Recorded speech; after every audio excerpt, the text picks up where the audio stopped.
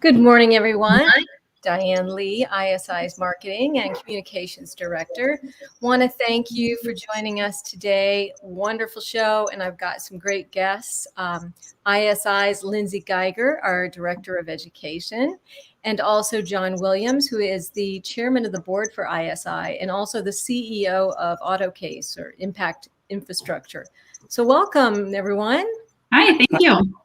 All right, the virtual conference, Equitable and Sustainable Infrastructure, Delivering Merit and Climate Resilience, all topics very integral to infrastructure, especially right now. So we'll start with John. John, give us an idea of the theme of this conference and why we chose this theme. I will, and I'm happy to be with you, Diane, and I'm happy to be with my partner on the program planning committee, Lindsay Geiger, and our other partner, Judith Rodriguez, have done a wonderful job planning this event. So this is the third virtual event that we produced since the beginning of the pandemic, and we're thrilled with the turnout that's signed up thus far, but we're not surprised. And here's why. I want to talk a bit just about the theme for the conference. Now, members of the infrastructure delivery community want to know more about how they can contribute to sustainable infrastructure that delivers merit, financial, social, and economic returns on investment, while at the same time making a positive contribution toward climate resilience. Our audience is going to learn a lot about these things. But the committee wanted to go further. We recognize that the implications of infrastructure development decisions are far-reaching. As new transit services are introduced, water treatment facilities are unveiled, parks opened, and highways are widened for express toll lanes, human lives are changed. Some for the better and others for the worse.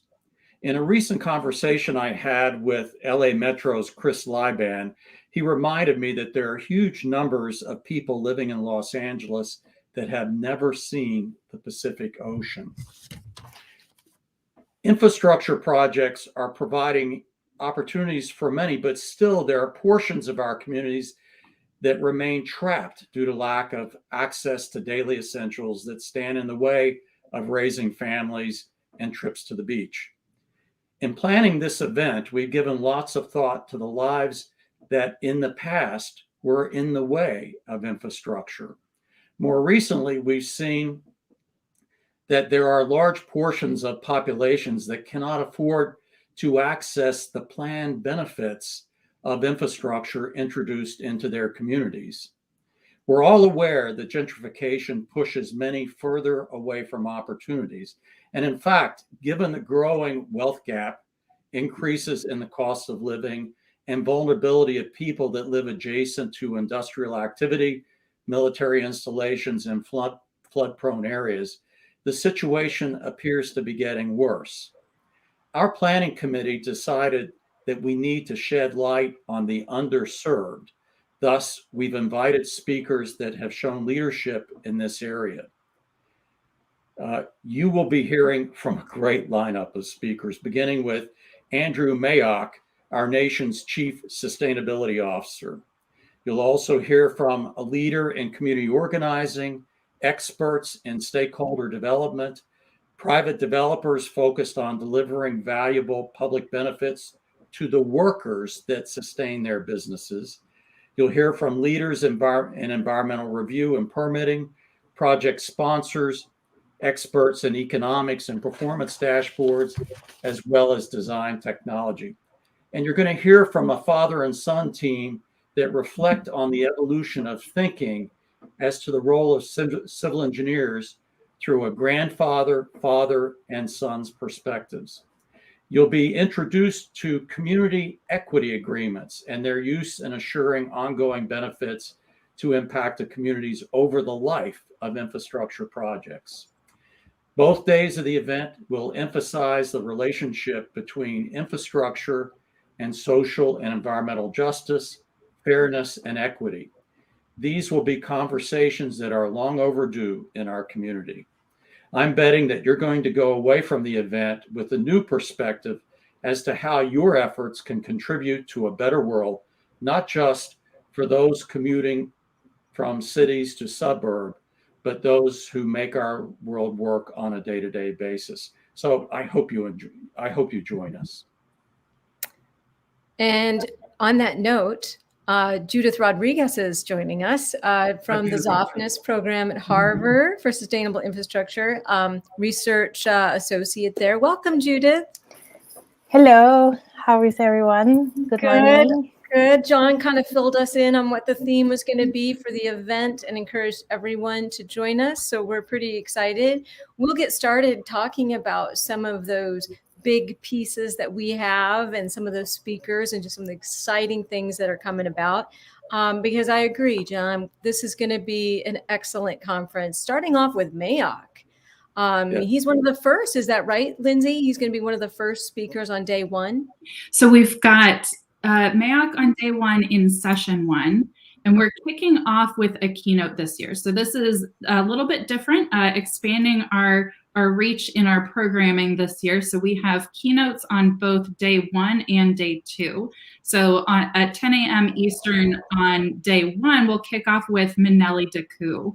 And John's going to be moderating that particular keynote session. John, can you tell us a little bit about what you're looking forward to discussing with Minelli? I am so thrilled that Minelli will be joining us. Minelli Deku is Director of Capital Project Management in the Office of First Deputy Mayor at New York City's Office of the Mayor. In this role, she leads the delivery of priority projects across the city of New York. And you're going to witness her passion through the opportunities that she's had to leverage engineering and public policy to create great infrastructure that improves lives. Her portfolio includes major coastal resiliency projects, the borough-based jails program, and community centers and cultural institutions. Minelli started her career, like many of us, as a consulting engineer, where she led environmental planning, review, monitoring, and construction for a broad range of transit, bridge, and facility development projects. I met Minelli at the beginning of her career, and I'm impressed, but not at all surprised at the heights she's reached. She is dynamite, and you're going to be impressed too. That's awesome. Oh, I'm sorry, Lindsay, go ahead. I was just going to add to your earlier point about Mayock leading off our session one. Minelli's discussion will provide a great segue into session one. So in session one, we're talking more about public policy and funding opportunities that really shape what we mean by merit. So how do we define merit? What are the external factors through government and funding opportunities that help us understand in the infrastructure sector where we shift and how we design for projects that are worthy? You know, and I pop that up on the screen for everybody to kind of see some of them, get an idea, and I'll put that back on the screen in a minute when we talk more about session one.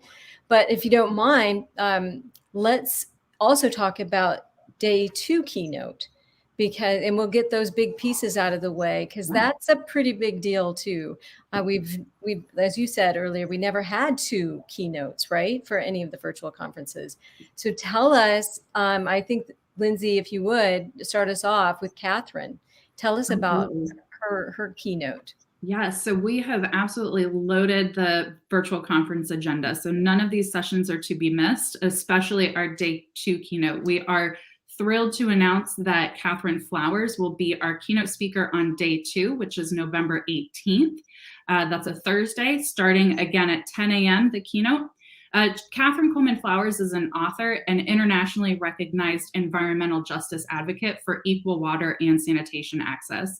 She offers informative, engaging talks on environmental justice and climate change, and I'm really excited to see her talk and her keynote.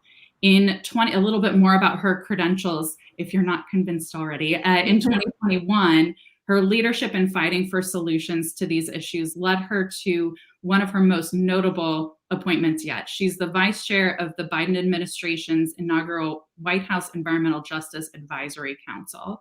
She has also written 2 books, one of which I am currently reading, and I would encourage everybody to find a copy.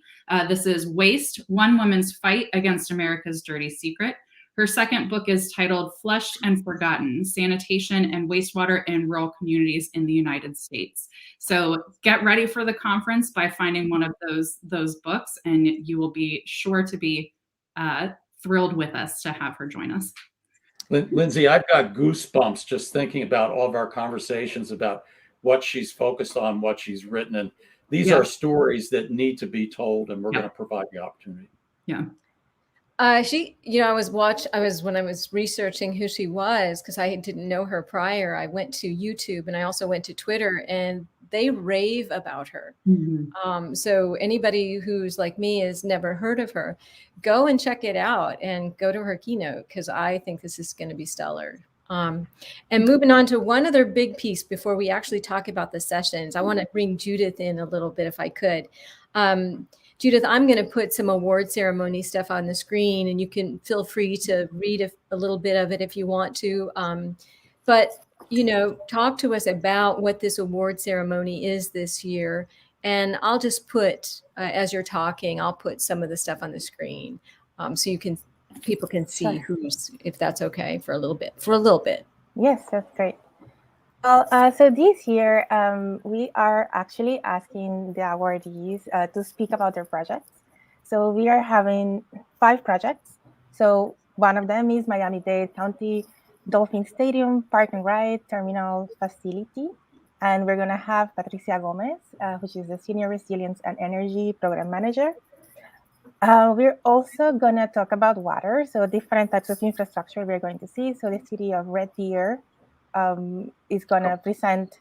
And what we really want from them is to tell us about their experience with Envision, what are the highlights of their project. So it would be great if, especially for ENV SPs that are working on the verification of a project or are thinking about it, it would be great to just hear from some of these projects. And we also have the Westminster BDC wastewater treatment facility, and campus-wide improvements, the Oxford Retention Basin multi-use enhancement project, and the VTA's Berryessa Transit Center.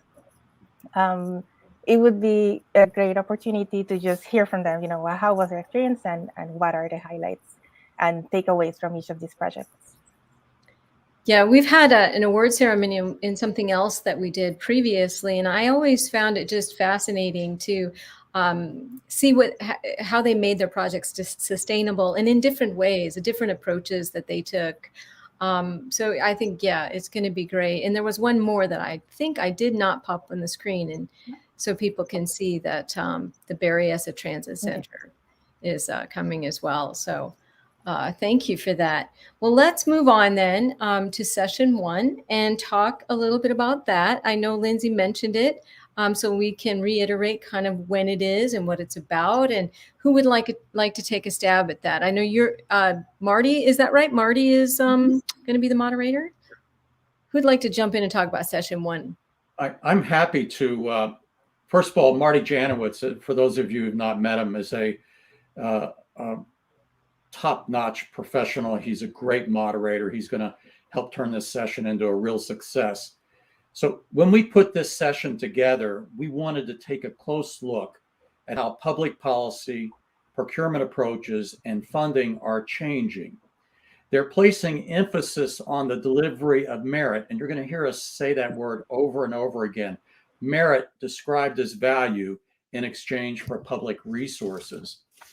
We also recognize that our nation and planet are faced with challenges, including climate change, post-pandemic recovery, and major questions when it comes to social and environmental justice.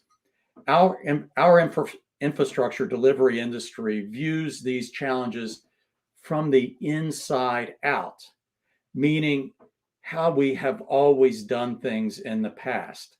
But our speakers are going to bring an outside-in perspective that sheds light on how public processes are being reshaped and how private investments reconsidered to be sure that we're addressing the entire triple bottom line, the economic, social, and environmental outcomes, while we're considering the full ramifications of living in complex times. So we invite you to join us to learn more. Excellent. I wondered when it first came out, the thinking from the outside in and the inside out. It makes so much sense when I hear you say it. So thank you, John. Well, sometimes we know too much about the way things have always been done.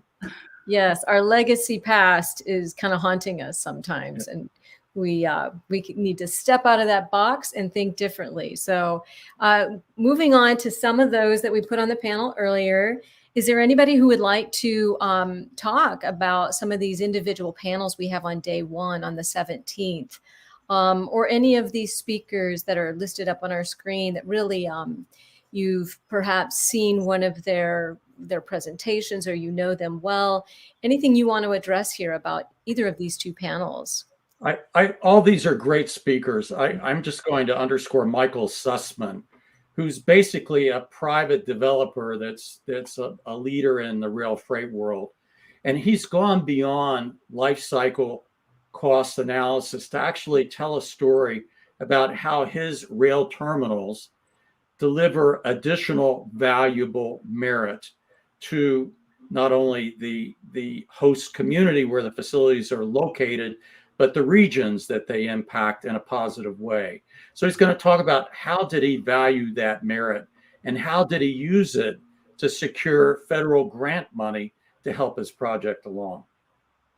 Oh, that's going to be a great one. They're all going to be good. And, you know, we talked a little bit about Andrew Mayock earlier, and I have to say we got him yesterday. Is that right? What's the story behind this? Because I was so excited to hear that the federal chief of sustainability for President Biden was going to be at our conference. I mean, I was thrilled. So how did this come about? Somebody please tell me.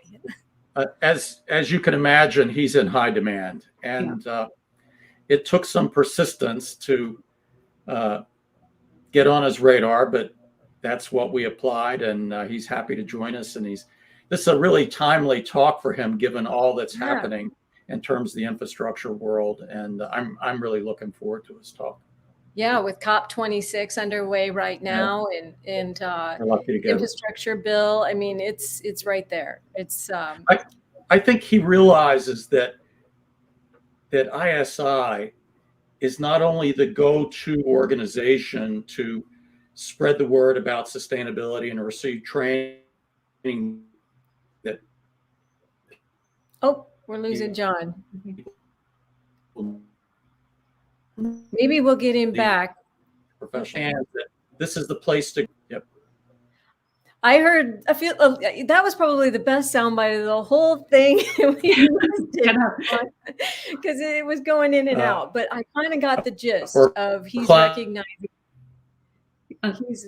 recognizing that ISI is at. We're right there in the middle where we can reach out and do everything that needs to be done with Envision. So he's back. You're back. You back, John? Oh, maybe not. Lindsay, would you like to expound upon any of what John was saying? Well, and definitely speaking to the question of how did we get Andrew Mayock and how did we get this full list of speakers that are amazing. John, Judith, and I started planning for this conference in the summer, so easily 6-7 months ago. And we started by saying, what do people need to know? And then we wrote our wish list of top speakers. And we've been so fortunate and lucky this year to have secured our full wish list of speakers, including Andrew Mayock and our keynote speakers that we've just discussed, and the full range of high quality speakers that you'll see throughout our session highlights. So I think it's, to John's point, ISI and the Zofnass program, our virtual conference programming is becoming recognized as the place to hear about and talk about the great work that you're doing. couldn't have said it better myself. And so we'll move on. John, if we get you, it's going to be wonderful. Just chime on in. Sometimes if you have things open on your screen, that might slow down your computer. And we'll go to session 2. So generally speaking, what is this session about? And we'll get into the speakers in a moment. Either one of you, if you want. Sure. So this session, again, kind of thinking, so in the first session, we were thinking from the outside in. We're still kind of thinking from the outside, but with session 2, we're talking about engaging stakeholders. So how can we bring the stakeholders into the inside? So we're merging kind of outside to inside. And how are we working with our stakeholders? And why is that important to do that so well? Within the Envision framework, there is robust guidance on how to implement appropriate stakeholder engagement. This session will talk about the importance of assessing stakeholder needs and how it allows us to be really better positioned to find the right solutions for a given community. We also, again, kind of thinking of the outside and bridging to the inside, we're looking at creating two-way streets of communication and partnerships between stakeholders and infrastructure professionals. So that's what we've got laid out in concepts with panel 1, connecting communities through robust stakeholder engagement. And then our panel 2 speakers will put some more concrete examples behind those concepts and talk about how they've effectively implemented stakeholder engagement in practice. Sounds good. Anybody want to speak to us about any of these particular presentations that we have on the screen? I know Oscar Cortez they're one of our partners, FemSeek. He's vice president. And we're really trying to get an audience, broaden our audience. And Oscar speaks a lot to the Mexican community, to the Mexican American community, and just to many Spanish-speaking countries. So we're excited to have him. We're excited to have Melissa Figueroa, who's with the California High-Speed Rail, also Diana Mendes. So we have just a wonderful group on that panel that should be a great discussion. And then also on panel 2, if anybody would like to talk about some of this, this seems like it's going to be a great one as well. Yes, I just want to mention, I'm sorry. No, go ahead, John. I just want to mention Carrie Hewitt, I've known for ever since ISI was formed. She's a dynamite professional. She's done a lot of work in community engagement, and we've really underscored the importance of talking about how do you engage the entire community, not just those folks who can come out to the meetings, but also those folks that are working 2 or 3 jobs and struggling to survive. Yeah, I'm excited for Carrie too, and I think one of them is the St. Louis, April Mendes. Yes, I wanted to say a few things about that project because we have been developing a case study on it. Oh. And it would be a great opportunity for people to learn about new models on how you do green infrastructure and how you do that with the community, and like creating these partnerships that are not just business oriented, but also community and placemaking oriented.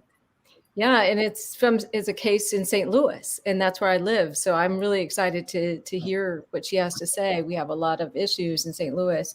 We're really trying to build up our infrastructure because it's old. And so it's going to be exciting to hear that one as well. All right, well, let's move to session 3. And before we do, though, I want to make sure the people who are watching, because there are quite a few of you watching.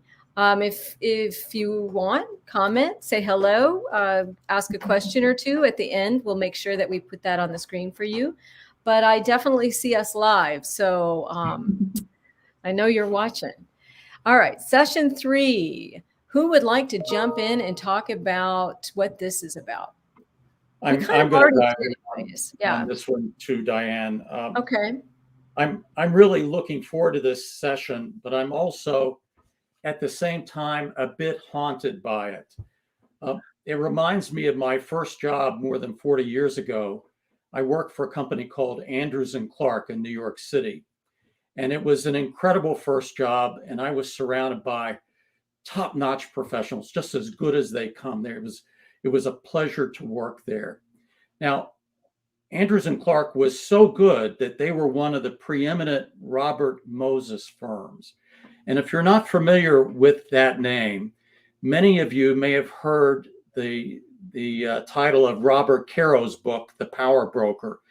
The Power Broker tells the story of Robert Moses and how he shaped modern day New York and many other urban areas. So back to Andrews and Clark, I remember being amazed by the large black and white photos of major projects that the firm undertook on behalf of Mr. Moses. I was and I am proud of having worked there. Their work also included the Cross Bronx Expressway, which was an engineering marvel that helped set the nation on a course to a massive commitment to personal vehicles.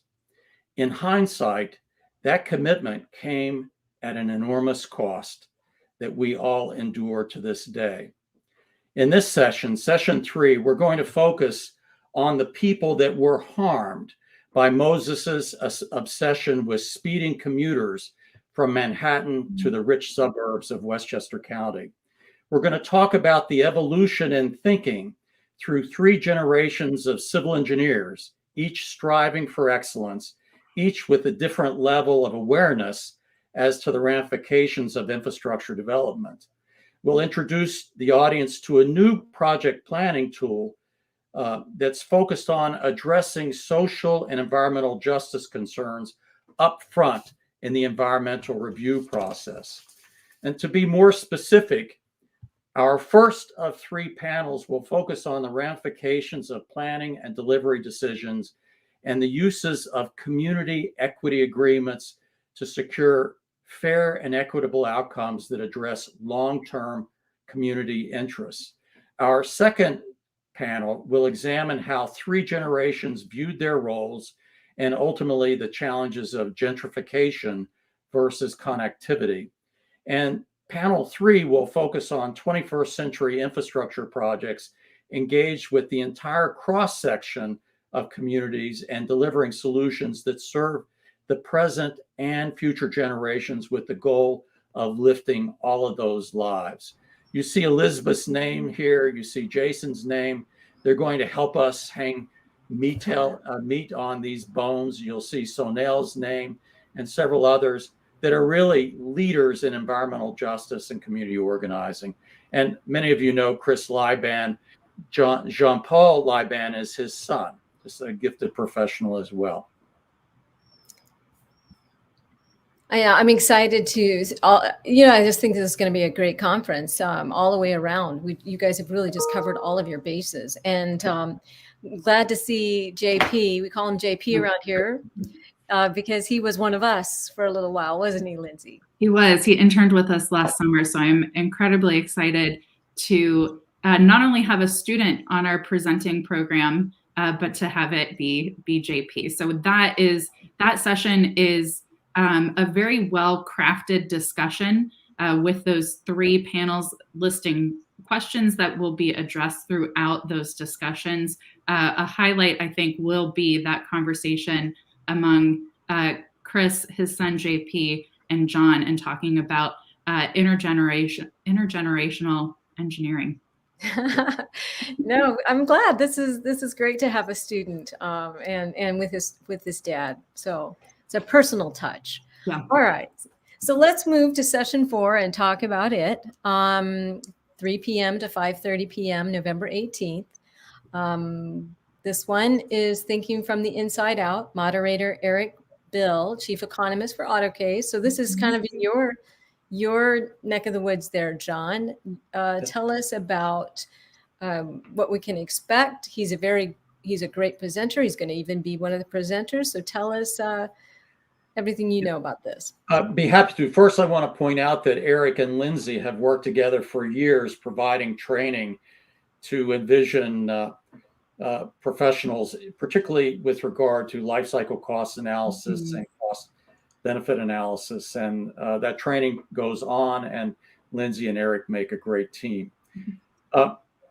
This session is going to focus on how we, as infrastructure delivery professionals, are leveraging our experience and our inside perspective to showcase planning and system designs that meet current 21st century demands.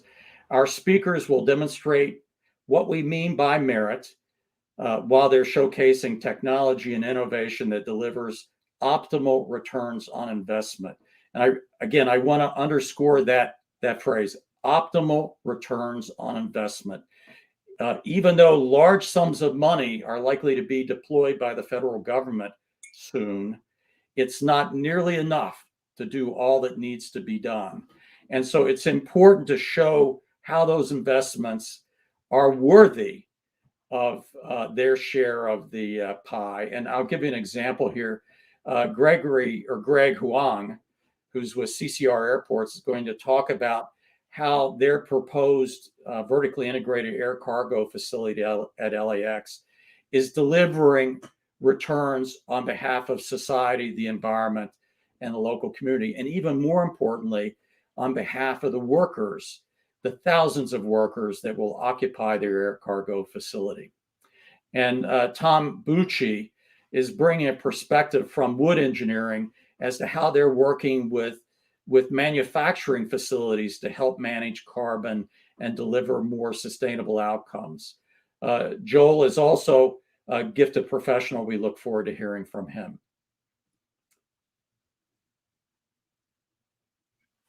You're on mute.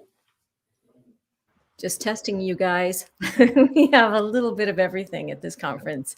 Water, airports. We have all vertical transportation. So just a little bit of everything for everyone. But you know what, Diane? That's a great example of why this is such an important event. Ours is a very vast and complex world. And our decisions have the ability to create good outcomes for a lifetime or poor outcomes for a lifetime. And so we have to understand water and aviation and highways and transit and buildings and all those things.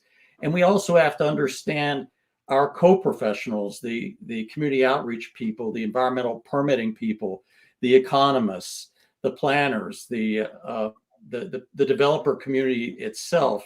And that's what we've assembled here. That's what Judith and Lindsay have done.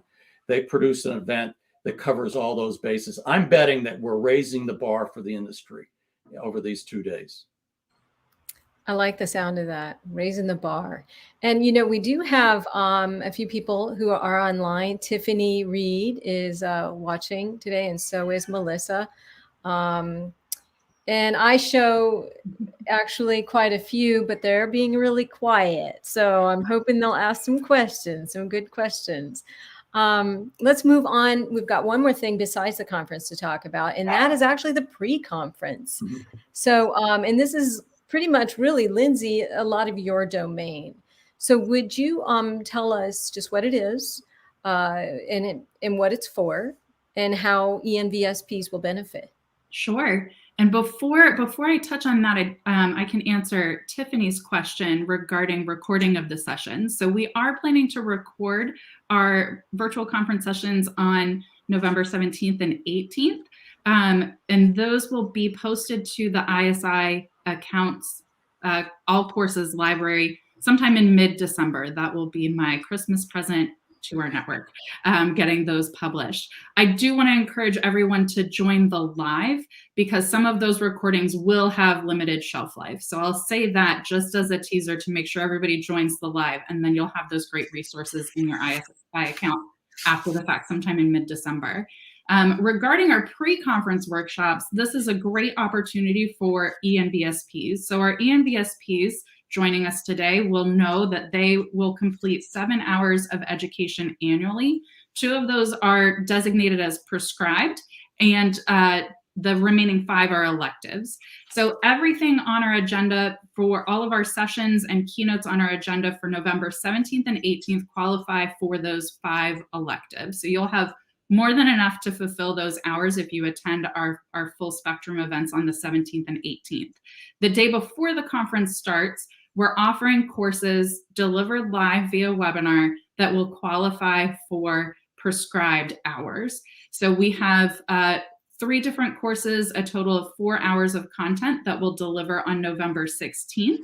I'll be providing that training myself, so I look forward to seeing all of you ENV SPs out there, and you can knock out your prescribed hours, get those self-reported, and join us for the live virtual conference that follows on Wednesday and Thursday to wrap up all of your education hours and end your year on a high note.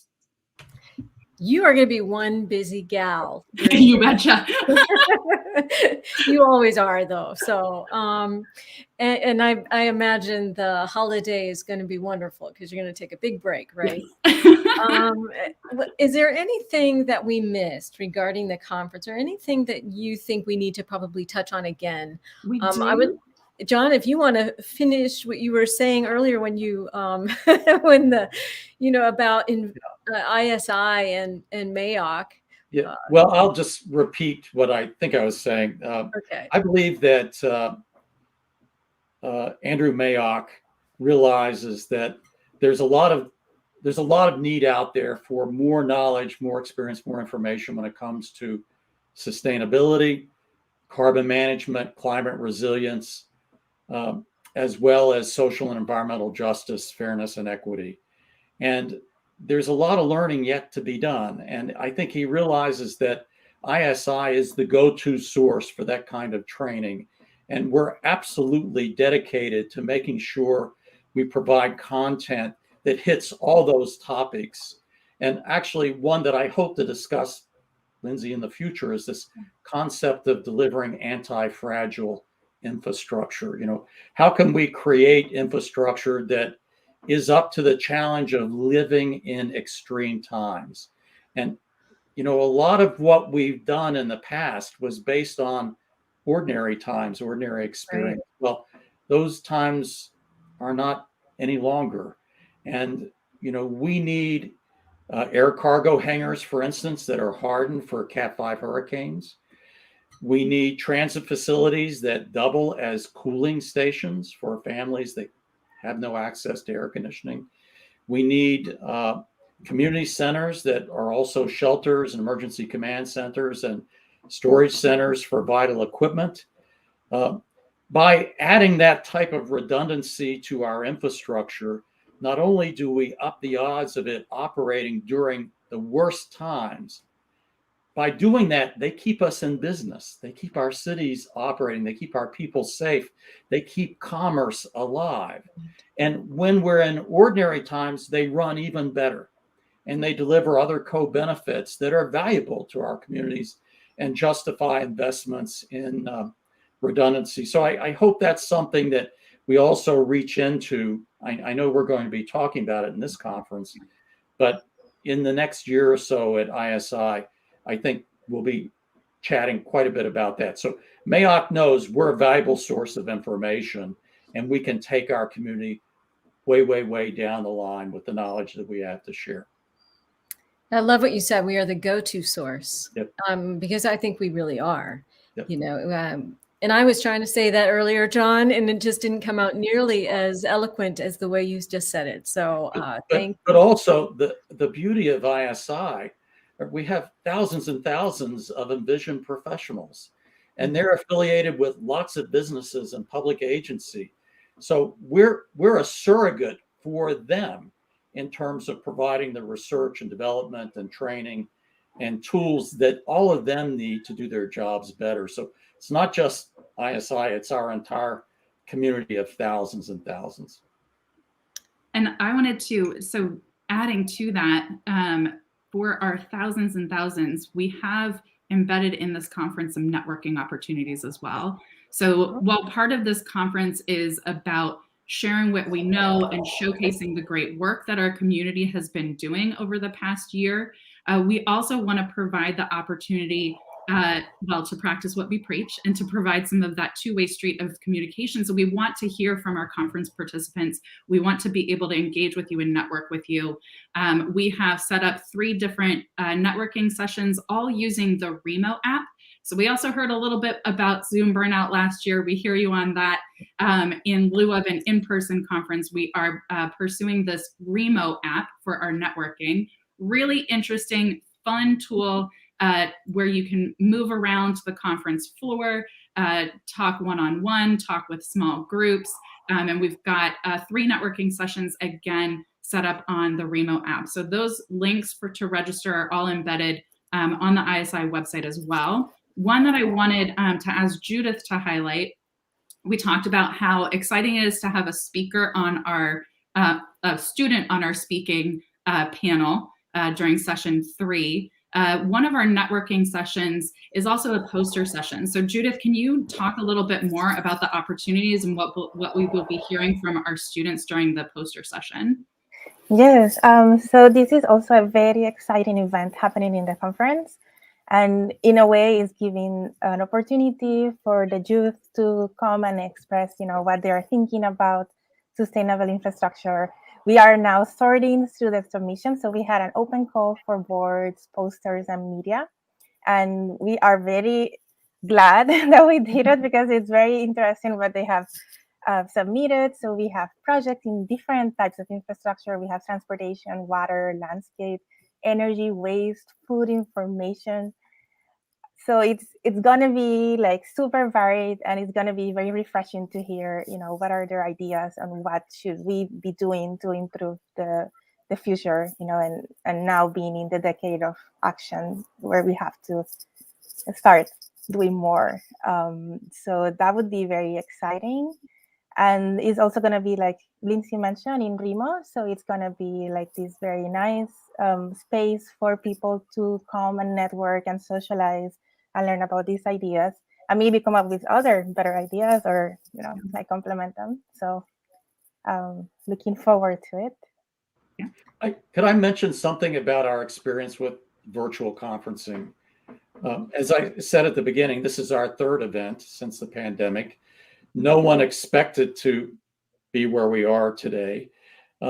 Fortunately, thanks to Lindsay and Judith and others, ISI and Harvard have been able to really master this format and deliver high quality events.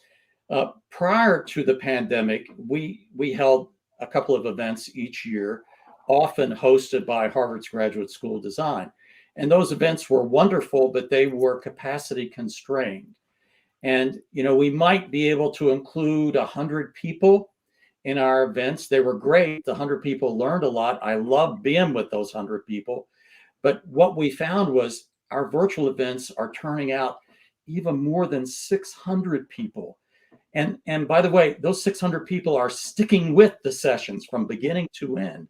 And we did some rough calculations as to, can you imagine what it would take for 600 people to come from California or Seattle or Miami or Boston or Dallas or New York? How many tons of carbon they would produce? How many days of time would be consumed? How much jet lag would be endured? How many airline tickets would be purchased? Hotel nights, meals, taxi cabs, transit tickets, all these things, parking. And we calculated that by going virtual, we're truly doing the sustainable thing by making the most of your time and saving more than $1 million for our audience by making this information available this way, well over $1 million. So I miss everybody, and I can't wait to go back to conferences. And there's a bunch of you that I'm looking forward to hugging. Don't be offended or anything, but I miss seeing you in person. But we've learned how to function via virtual settings, and it's worked pretty well. So again, my thanks to Lindsay and Judith largely for making these things work so well. I believe these are at the top of the list when it comes to quality for virtual gatherings. I do too. John. Yeah, I do too. I mean, I've only worked for ISI for a little while, but a couple of years now, actually. It goes by fast.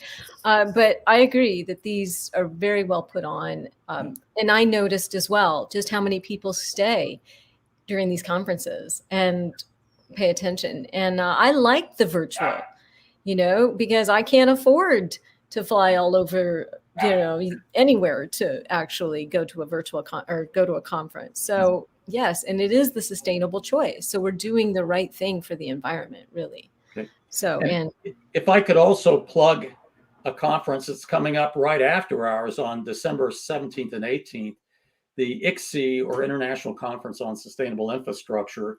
It's being produced by the American Society of Civil Engineers and their partners in the EU, Canada, and Mexico. And that's Lindsay and I have worked on that program as well. And I can guarantee you that's going to be a dynamite event, a whole different lineup of speakers. I believe they'll complement what we're delivering in November, but I hope everybody tries to make both events. You'll be well served. We're giving Netflix a run for their money on binge-worthy content. Yeah. Yes, we are. The Christmas gift to all of us is not stuck on a ship waiting to come into port. Oh, wouldn't that be a nightmare? Yeah. And so we're getting lots of comments, by the way. I want to put them up. So Melissa loved your comment, John, about the value of virtual conferences. And she says that more people benefit from the content. It's more sustainable from a GHG reduction perspective. So true. And Michael Murray says, great overview of a well-planned and valuable upcoming conference. Thank you for the overview. And did we mention that is free registration? So, we haven't even gone there yet about that, and it's free. So who would love to tell them about registration and all that? Sure, I can tell everyone about registration. So we are wanting to amp up the flexibility here. So you can register for individual sessions, pick and choose the sessions you want to join. Pick all of them. It would be my personal recommendation. None of them you will want to miss. All registration links can be found on ISI's website, sustainableinfrastructure.org. Right from our homepage, you have a direct link to the registration page for virtual conference sessions. So beginning with November 16th, our pre-conference workshop or pre-conference courses, and then kicking off on November 17th. You'll see individual registration links for each of those. You will complete a brief registration form for each session that you'd like to register for, and that helps us track who's attending. There's an option to opt into our networking list, so I encourage you to join us in the networking opportunities that are available, including opting into that networking list, and that will help you stay in touch and stay in the loop and all the great goings-on throughout that week. So Lindsay, is there a charge for this event? All free.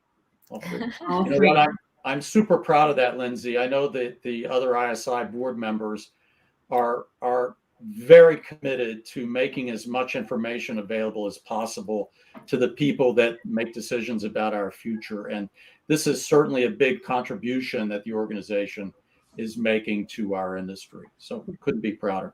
Very excited about it.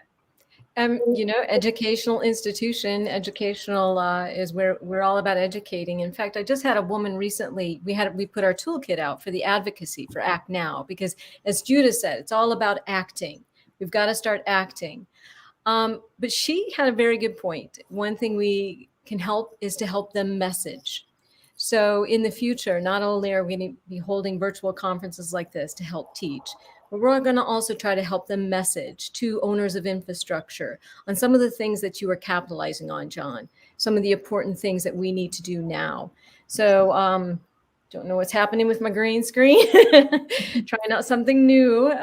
But anyway, so folks, just know that this is what our mission is. So we're here for you. And any final thoughts? Are we all ready to close? I think there's an extension of our mission, Diane, that I've never discussed with anyone on the screen, but I got an email from a professor at a university in Ohio. She teaches public policy analysis, and I'm preparing for her course to speak to her course later on this month. and she was telling me how anxious her students are. These are undergrads. Mm. They're worried about their future. They're not sure about what role they're going to play. They're not sure that they're ever going to meet their friends again. I mean, they have so much anxiety, and they realize that part of that anxiety has to do with questions related to, do we have 21st century infrastructure that will protect us and keep our economies going and provide jobs for us in the future? And my response to her was, I can understand their anxiety, but I know, having worked with students for many years, they're the hope. And our job, as a profession or a community here at ISI, is to prepare our audience to encourage those students and help them connect the dots on the opportunities they will have to think from the outside in and to really deliver merit and value and resilience and an anti-fragile world. It's going to be their decisions that make that happen. And, they're more than capable. They're the smartest generation ever. And they're terribly dedicated to their future and the future of our planet. So I encourage everybody, pay attention to the young people around you, particularly the students. Help them see how they fit into this bigger picture. Yes, register for the poster sessions and hear what they have to say, and I'm help excited them network. I'm excited about that session for sure. And I promoted it pretty heavily on social media, trying to get people to submit. So I'm excited to see what they come up with. And John, you're exactly right. So much of what we talk about is dire and just doom and gloom. And they're the future, and we've got to give them hope, and we've got to lift their spirits. So and they have to see that there's opportunity in all of this. Yes. We have a massive catalyst for doing things differently and better. You're exactly right. And hopefully they'll sign up for our conference, and it'll get them energized to go out there and tackle all of this. And maybe we can convince Lindsay's two little boys who are thinking about being astronauts at this point. Maybe we can convince them to moving into civil or structural engineering, planning, architecture, landscape architecture. Right. I'm sure we'd be okay in the airport infrastructure as well. Yeah. I'll be happy to keep them on Earth as long as possible. Right. Well, thank you everyone for turning out today. Thanks for watching. And if you do want to watch the recording, we will post it later, and you can share it, and we'll try to get some sound bites from it, and you can share that as well. So have a great day, everybody. Thank you so much. Thanks, Diane. Bye. Thank you. Bye.